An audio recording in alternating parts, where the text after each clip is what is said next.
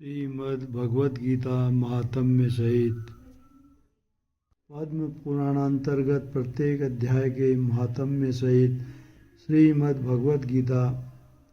त्वमेव माता च पिता त्वमेव त्वमेव बंधुश्च सखा त्वमेव त्वमेव विद्या द्रविणं त्वमेव त्वमेव सर्वं मम देव देव। सर्वसाधारण को गीता की अमोघ महिमा का ज्ञान कराने के लिए ये सरल सटीक संस्करण प्रकाशित किया गया है। इसमें गीता के प्रत्येक अध्याय का महात्म्य, मूल पाठ और उसके साथ ही उस अध्याय का सरल भाषा में अर्थ भी दिया गया है। स्त्रियों, बालकों और वृद्धों की सुविधा के लिए महात्म्य और अर्थ मोटे टाइपों में दिया गया है। ये महात्म्य पद्म पुराण के उत्तरखंड अध्याय 175 से अध्याय 192 तक से लिया गया है। जय जगदीश हरे प्रभु, जय जगदीश हरे मायातीत महेश्वर मन वच बुद्धि पर। ओम जय जगदीश हरे आदि अनादि अगोचर अविचल अविनाशी अतुल्य अनंत अनामय अमित शक्ति राशि। ओम जय जगदीश हरे अमल अकल अजय अक्षय अव्यय अविकारी सतचित सुखमय सुंदर शिव सन्नाधारी। ओम जय जगदीश हरे विधि हरि शंकर गणपति सूर्य शक्ति रूपा विश्व चराचर तुम ही जग भूपा। ओम जय जगदीश हरे माता पिता पितामह स्वामी सुहृद वरदा विश्वोत्पादक पालक रक्षक संहर्त। ओम जय जगदीश हरे साक्षी शरण सखा प्रिय प्रियतम पूर्ण प्रभो केवल काल कलानिधि कालातीत विभो। ओम जय जगदीश हरे राम कृष्ण करुणामय प्रेमामृत सागरे मनमोहन मुरलीधर नित्य नव नटनाग। ओम जय जगदीश हरे सब विधिहीन मलिन मति अतिपादकी जन प्रभु पद विमुख अभागी कलि कलुषित तन मन। ओम जय जगदीश हरे आश्रय दान दयार्णव हम सब को दीजे पाप दाप हरि हरि सब निज जन कर लीज। ओम जय जगदीश हरे। ओम श्री परमात्मने नमः। श्रीमद् भगवद गीता के पहले अध्याय का महात्म्य। श्री पार्वती जी ने कहा, भगवान आप सब तत्वों के ज्ञाता हैं। आपकी कृपा से मुझे श्री विष्णु संबंधी नाना प्रकार के धर्म सुनने को मिले जो समस्त लोक का उद्धार करने वाले हैं।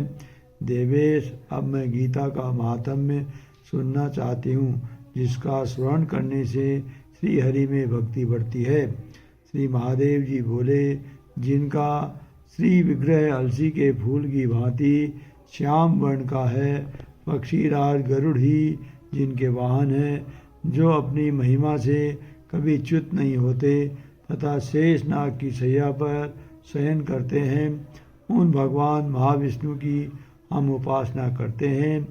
एक समय की बात है, मूढ़ दैत्य के नाशक भगवान विष्णु श्रेष्ठ नाग के रमणीय आसन पर सुखपूर्वक विराजमान थे। उस समय समस्त लोगों को आनंद देने वाली भगवती ने आदर पूर्वक प्रश्न किया।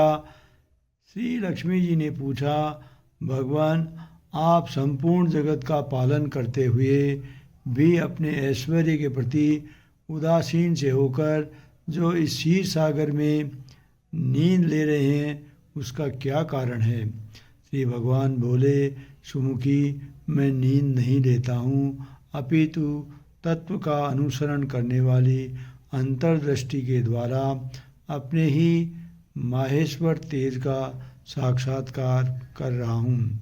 देवी, यह वही तेज है जिसका योगी पुरुष कुशाग्र बुद्धि के द्वारा अपने अंतःकरण में दर्शन करते हैं तथा जिसे मीमांसक विद्वान वेदों का सार तत्व निश्चित करते हैं।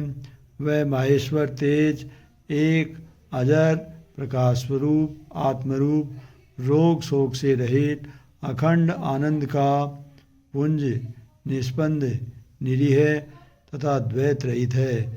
इस जगत का जीवन उसी के अधीन है, मैं उसी का अनुभव करता हूँ। देवेश्वरी, यही कारण है कि मैं तुम्हें नींद लेता हो सा प्रतीत हो रहा हूँ। ने कहा, ऋषिकेश, आप ही योगी पुरुषों के देह हैं, आपके अतिरिक्त भी कोई ध्यान करने योग्य तत्व है, ये जानकर मुझे बड़ा कौतूहल हो रहा है। इस चराचर जगत की सृष्टि और संसार करने वाले स्वयं आप ही हैं।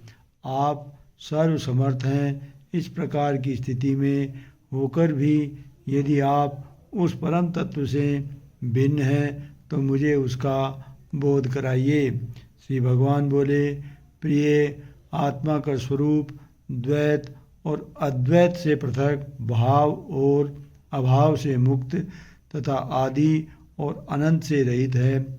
शुद्ध ज्ञान के प्रकाश से उपलब्ध होने वाला तथा परमानंद स्वरूप होने के कारण एकमात्र सुंदर है। वही मेरा ईश्वरीय रूप है।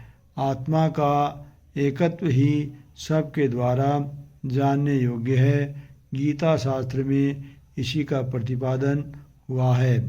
अमित तेजस्वी भगवान विष्णु के ये वचन सुनकर लक्ष्मी देवी ने शंका उपस्थित करते हुए कहा, भगवान, यदि आपका स्वरूप स्वयं परमानंदमय और मन वाणी की पहुँच के बाहर है तो गीता कैसे उसका कराती है? मेरे इस संदेह का आप निवारण कीजिए। श्री भगवान बोले, सुंदरी, सुनो, मैं गीता में अपनी स्थिति का वर्णन करता हूँ। क्रमशः 5 अध्यायों को तुम 5 मुख जानो, 10 अध्यायों को 10 भुजाएं समझो और 1 अध्याय को उदर और 2 अध्यायों को दोनों चरण कमल जानो। इस प्रकार ये 18 अध्यायों की वांगमयी ईश्वरीय मूर्ति ही समझनी चाहिए। यह ज्ञान मात्र से ही महान पातकों का नाश करने वाली है। जो उत्तम बुद्धि वाले पुरुष गीता के 1 या आधे अध्याय का अथवा 1 आधे या चौथाई श्लोक का भी प्रतिदिन अभ्यास करता है, वह सुशर्मा के समान मुक्त हो जाता है। लक्ष्मी जी ने पूछा, देव, सुशर्मा कौन था, किस जाति का था और शृणु सूत्रोणि वक्ष्यामि गीतासु स्ति महात्मान वक्त्राणि पंच जाने ही पंचध्यायानुक्रमात् दशाध्यान भुजा श्लेक मुद्रम 2 पदाम्बुजे एवमष्टादशाध्यायी वांगमयी मूर्तिरेश्वरो। से उसकी मुक्ति हुई। श्री भगवान बोले, प्रिय सुशर्मा बड़ी खोटी बुद्धि का मनुष्य था। पापियों का तो वह शिरोमणि ही था। उसका जन्म वैदिक ज्ञान से शून्य एवं क्रूरतापूर्ण कर्म करने वाले ब्राह्मणों के कुल में हुआ था। वह न ध्याय करता था, न जप, न होम करता था, न अतिथियों का सत्कार। वह लंपट होने के कारण सदा विषयों के सेवन से ही आसक्त रहता था। हल जोतता और पत्ते बेचकर जीविका चलाता था। उसे मदिरा पीने का व्यसन था तथा वह मांस भी खाया करता था। एक प्रकार उसने अपना जीवन का दीर्घकाल व्यतीत कर दिया। एक दिन मूढ़ बुद्धि सुशर्मा पत्ते लाने के लिए किसी ऋषि की वाटिका में घूम रहा था। इसी बीच में काल रूपधारी काले सांप ने उसे डस लिया। सुशर्मा की मृत्यु हो गई। तदंतर वह अनेक नरकों में जा वहाँ की यातनाएं भोगकर मृत्युलोक में लौट आया और वहाँ आने वाला बैल हुआ। उस समय किसी पंक ने अपने जीवन को आराम से व्यतीत करने के लिए उसे खरीद लिया। बैल ने अपने पेट पर पंगु का भार ढोते हुए बड़े कष्ट से 7-8 वर्ष बिताए। एक दिन पंगु ने किसी ऊंचे स्थान पर बहुत देर तक बड़ी तेजी के साथ उस बैल को घुमाया। इससे वह थककर बड़े वेग से पृथ्वी पर गिरा और मूर्छित हो गया। उस समय वहाँ कौतूहलवश आकृष्ट हो बहुत से लोग एकत्रित हो गए। उस जन समुदाय में से किसी पुण्यात्मा व्यक्ति ने उस बैल का कल्याण करने के लिए उसे अपना पुण्यदान किया। तत्पश्चात कुछ दूसरे लोगों ने भी अपने अपने पुण्यों को याद करके उन्हें उसके लिए दान किया। उस भीड़ में एक वेश्या भी खड़ी थी। उसे अपने पुण्य का पता नहीं था, तो भी उसने लोगों की देखा देखी उस बैल के लिए कुछ त्याग किया। तदंतर यमराज के दूत उस मरे हुए प्राणी को पहले यमपुरी में वहाँ ये विचार कर कि ये वेश्या के दिए हुए पुण्य से पुण्यवान हो गया है, उसे छोड़ दिया गया। फिर वह भूलोक में आकर उत्तम कुल और शील वाले ब्राह्मणों के घर में उत्पन्न हुआ। उस समय भी उसे अपने पूर्व जन्म की बातों का स्मरण बना रहा। कुछ दिनों के बाद अपने ज्ञान को दूर करने वाले कल्याण तत्व का जिज्ञासु होकर वह उसे वेश्या के पास गया और उसके दान की बात बताते हुए उसने पूछा, तुमने कौन सा पुण्य दान किया था? वेश्या ने उत्तर दिया, वह पिंजरे में बैठा हुआ तोता प्रतिदिन कुछ पढ़ता है, उससे मेरा अंतःकरण पवित्र हो गया है। उसी का पुण्य मैंने तुम्हारे लिए दान किया था। इसके बाद उन दोनों ने तोते से पूछा। तब उस तोते ने अपने पूर्व जन्म का स्मरण करते प्राचीन इतिहास कहना आरंभ किया।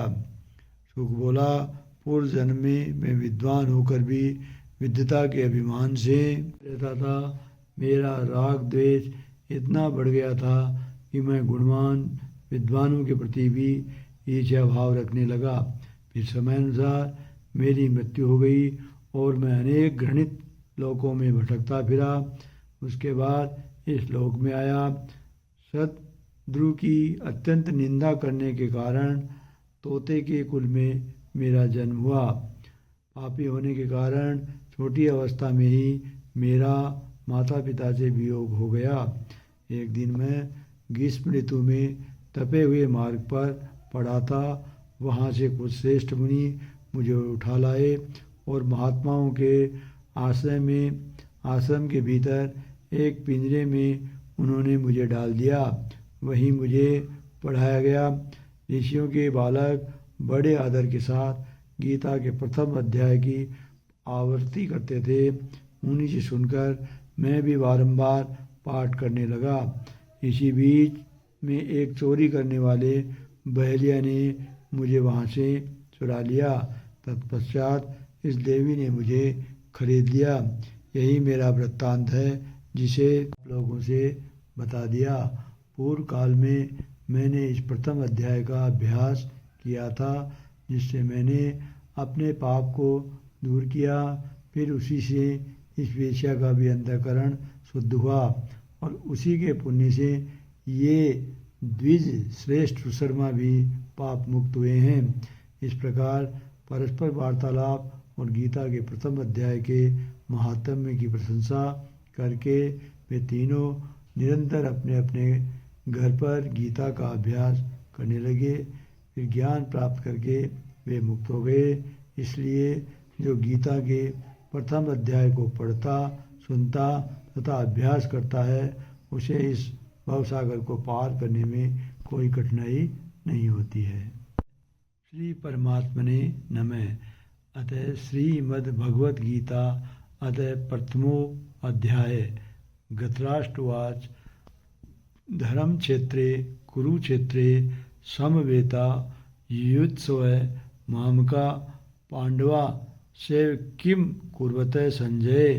संजय उवाच दृष्टा तु पांडवानीकं व्यूढ़ं दुर्योधन स्थिता आचार्यमुप संगम्य राजा वचनं ब्रवीत पश्यतां पांडुपुत्राणाम् आचार्यमहति चमूं व्यूढ़ां द्रुपदपुत्रेण तव शिष्येण धीमता अत्र सूरा महेश्वासा भीमार्जुन समायुधि युयुधान विराटस्य दुग्धस्य महारथे दुष्टकेतुश्चेकितान काशीराजस्य वीर्यवान् पुरुजित कुन्तीभोजस्य सर्वेश्व नरपुङ्गवे युधामनुविक्रान्त उत्तमोजास्व वीर्यवान् सौभद्रो द्रौपदेयास्व सर्वे एव महारथा अस्माकं तु वसिष्ठा ये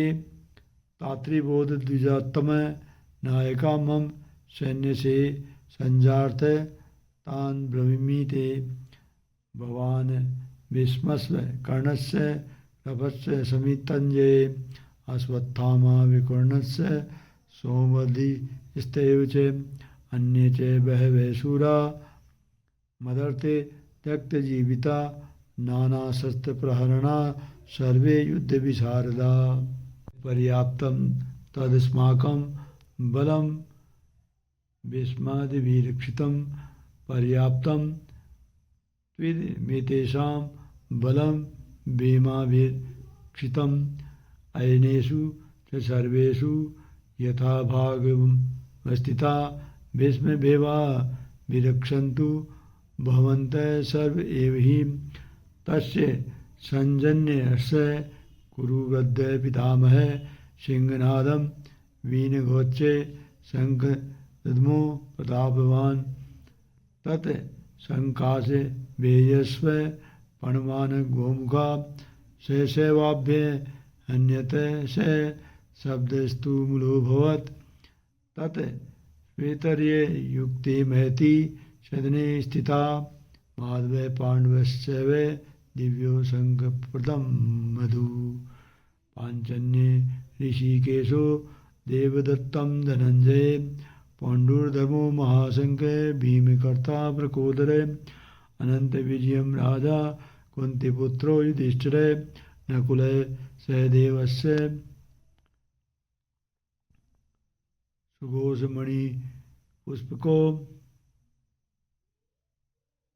काश्यस्य परमेश्वास्य शिखण्डी च महारथ दृष्टधुमो विराटस्य सात्यकी सापराजितः द्रुपदो द्रौपदेयाश्च सर्वस्य प्रतिवीपते सौभदस्य महाबाहु शङ्कान्दमु पृथक् पृथक् स घोषाधृतराष्ट्राणां हृदयानि व्यधार्येर्नभस्य पृथ्वीं चैव तुमुलो व्यनुनादीन् अत व्यवस्थितान् दुष्टा धार्तराष्ट्रानपि ध्वज प्रवर्ते शस्त्रसम्पाते धनुर्धम्ये पाण्डव ऋषिकेशं तदा वाक्ये विद्मः महीपते अर्जुनवाच सैन्ययोरुभयोः मध्ये रथं स्थापयितुमेच्युत यावदेता त्रिरक्षीयं सोऽधुकामानवस्थितां कैमर्या स योद्धव्यं यस्मिन् रणसमुद्यमे यस्य मानवेक्षेऽहं ये एतहत् समागता धातराष्ट्रे दुर्बुद्धियुद्धे प्रीचिकेशिव उवाच एवमुक्तो ऋषिकेशो गुडाकेशेन भारत सेनयोरुभयोर्मध्ये स्थापयित्वा रथोत्तमम् भीष्मद्रोणमुकुतः सर्वेषां च महीक्षिताम् उवाच पार्थ पश्यतान् संवेतान् कुरु निधि तत्रापश्येति स्थितान् पार्थ पितृनथ पितामहान् आचार्यान् मातुलान् भ्रातॄन् पुत्रान् पौत्रान् सखीस्त्यताम् रसुरान् सुवत्सवे सेनयोरुभयोरपि तान् वीक्षेश कौन्तेय सर्वान् बन्धुवस्थितान् कृपया पर्याविष्टो विषिदेन्निदं ब्रवीत्। अर्जुनवात् दृष्टेम सुजनं कृष्णं युत्सं समवस्थितम्। रोदन्ति मम गोत्राणि मुखं च परिशुष्यति वेपदुश्च शरीरे मे रोमहर्षौ जायते गाण्डीवं सहस्ते हस्तात् वक्षे परिदह्यते न च शक्रों व्यस्तातु भ्रमतीव च मे मनः निमित्तानि च पश्यामि विपरीतानि केशव न च श्रेयोनुपश्यामि हत्वो स्वजनमाहवे न कांक्षे वित्तीयं कृष्णे न च राज्यं सुखानि च किं नु राज्येन गोविन्दं किं भोगजीवितेन वा येषामर्थकाङ्क्षितं नो राज्यं भोगा सुखानि च न इमेव स्थिता युद्धे प्राणास्त्यक्त्वा धनानि च आचार्या पितरः पुत्रास्तैव च पितामहा मातुला ससुरा पौत्रा श्यालां सम्बन्धिस्तथा एतात्र हन्तुमिच्छामि दतोऽपि मधुसूदन अत्रित्रलोक्याजसे हेतो किं ने मयि कृते नियते धृतराष्ट्रात् कापि ते स्याज्जनार्दन पापमेवाश्रयेदस्मा न वन्ते तानाततायिनः वन्दे जगद्गुरुं कृष्णां वन्दे जगद्गुरुं इष्टा भगवान श्री कृष्ण धृतराष्ट्र संजय जय लक्ष्मीनारायण तस्मान्नाहार्य वयं हन्तु धातराष्ट्रान् स्वबान्धवान् स्वजनं हि कर्ते हत्वा सुविनश्याम माधव यज्ञप्यते न पश्यन्ति लोभोपहतचेतसः कुलक्षये कृतं दोषं मित्रद्रोहे च पातकं कथं न ज्ञेयमस्माभिः पापादस्मान्निवर्तितुं कुलक्षये कृतं दोषं प्रपश्यति जनार्दन कुलक्षये प्रणश्यन्ति कुलधर्मा सनातनं धर्मे नष्टे कुलं कृत शन्मर्दमो विव्युत्युते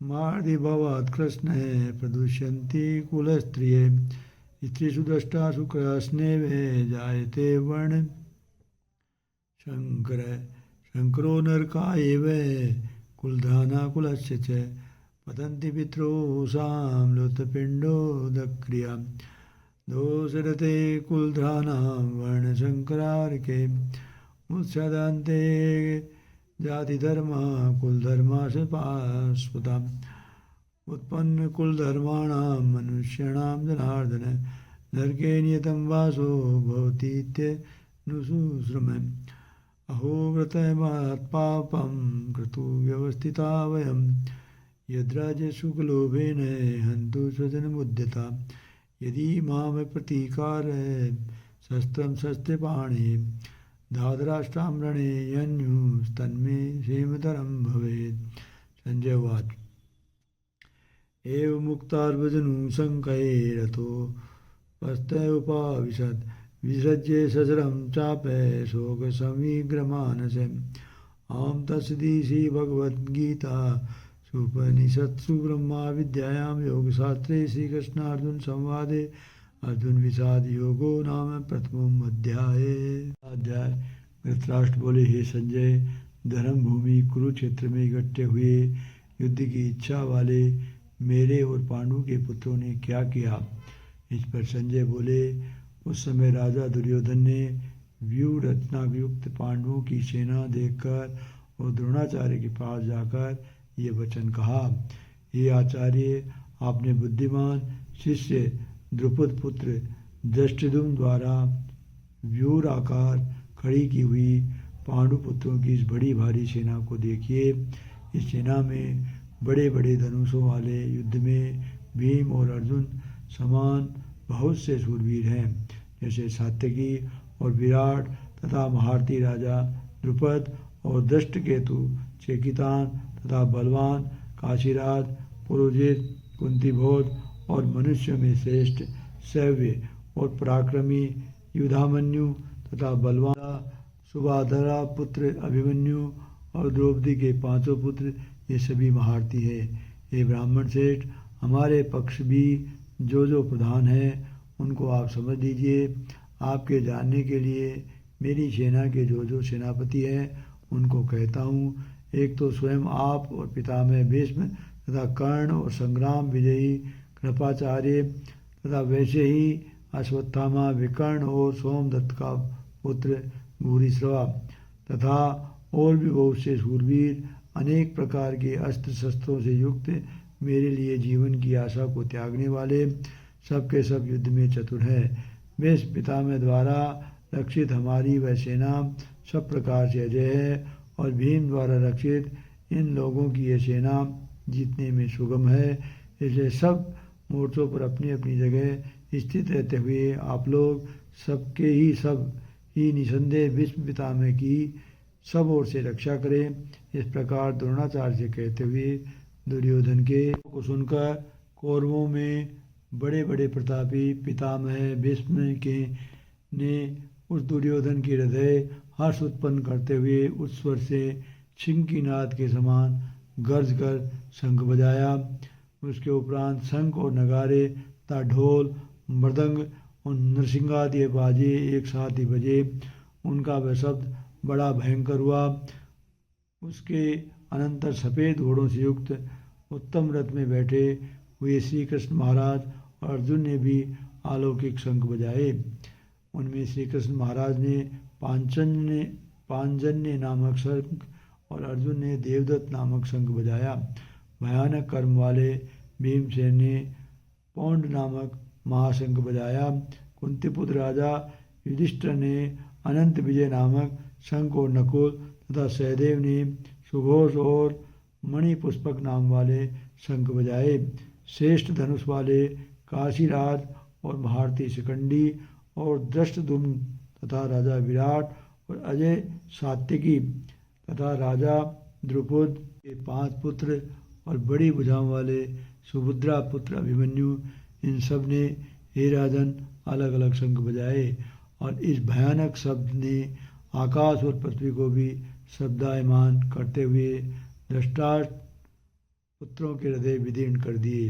हे राजन, इसके उपरांत कपिध्वज अर्जुन ने खड़े हुए धृतराष्ट्र पुत्रों को देखकर उस शस्त्र चलने की तैयारी के समय धनुष उठाकर ऋषिकेश श्री कृष्ण महाराज ये वचन कहा, हे अच्युत, मेरे रथ को दोनों सेनाओं के बीच में खड़ा करिए, जब तक मैं इस स्थित हुए युद्ध की कामना वालों को अच्छी प्रकार से देख लूं कि इस युद्ध रूप व्यापार में मुझे किन किन के साथ युद्ध करना योग्य है। दुर्बुद्धि दुर्योधन का युद्ध में कल्याण चाहने वाले जो ये राजा लोग इस सेना में आए हैं, उन युद्ध करने वालों को मैं देखूंगा। संजय बोले, हे धृतराष्ट्र, अर्जुन द्वारा इस प्रकार कहे हुए महाराज ने दोनों सेनाओं के बीच में भीष्म और द्रोणाचार्य के सामने और संपूर्ण राजाओं के सामने उत्तम रथ को खड़ा करके ऐसे कहा कि हे पार्थ, इन इकट्ठे हुए कौरवों को देख। इसके उपरांत प्रतापपुत्र अर्जुन ने उन दोनों ही सेनाओं में स्थित हुए पिता के भाइयों को, पितामहों को, आचार्यों को, मामों को, भाइयों को, पुत्रों को तथा मित्रों को, ससुरों को और सुहृदों को भी देखा। इस प्रकार उन खड़े हुए संपूर्ण बंधुओं को देखकर वे अत्यंत करुणा से युक्त हुए। कुंतीपुत्र अर्जुन शोक करते हुए ये बोले, हे कृष्ण, इस युद्ध की इच्छा वाले खड़े हुए स्वजन समुदाय को देखकर मेरे अंग शिथिल हो गए जाते हैं और मुख भी सूखा जाता है और मेरे शरीर में कंप तथा रोमांच होता है तथा हाथ से गांडीव धनुष गिरता है और त्वचा भी बहुत जलती है तथा मेरा मन भ्रमित सा हो रहा है, इसलिए मैं खड़ा रहने को भी समर्थ नहीं हूँ। हे केशव, को भी विपरीत ही देखता हूँ तथा युद्ध में अपने कुल को मारकर कल्याण भी नहीं देखता।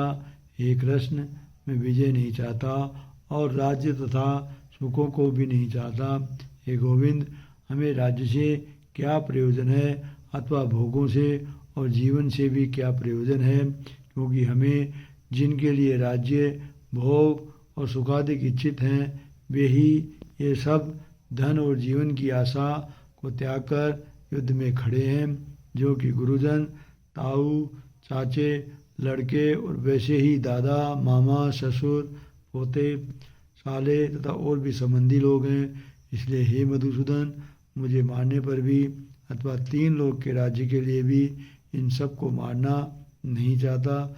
इस पर पृथ्वी के लिए तो कहना ही क्या।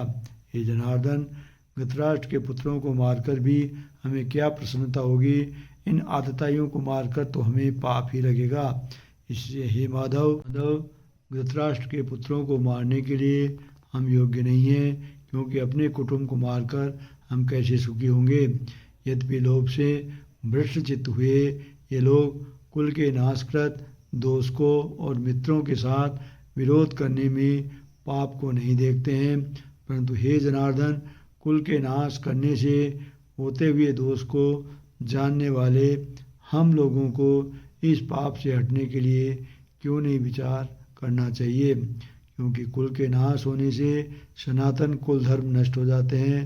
धर्म के नाश होने से संपूर्ण कुल को पाप भी बहुत दबा लेता है। तथा हे कृष्ण, पाप के अधिक बढ़ जाने से कुल की स्त्रियां दूषित हो जाती है, और हे वासनेय, स्त्रियों के दूषित होने पर वर्ण संकर उत्पन्न होते हैं, और वह वर्ण संकर कुल घातियों को और कुल को नरक में ले जाने के लिए ही होता है। लोप हुए पिंड और जल की क्रिया वाले इनके पित्तल लोग भी गिर जाते हैं, और इन वर्ण संकर कारक दोषों से कुल घातियों के सनातन कुल धर्म और जाति धर्म नष्ट हो जाते हैं। जनार्दन, नष्ट हुए कुल धर्म वाले मनुष्यों का अनंत काल तक नरक में वास होता है, ऐसा हमने सुना है। अहो शोक है कि हम लोग बुद्धिमान होकर भी महान पाप करने को तैयार हुए हैं, जो कि राज्य और सुख के लोभ से अपने कुल को मारने के लिए उद्यत हुए हैं।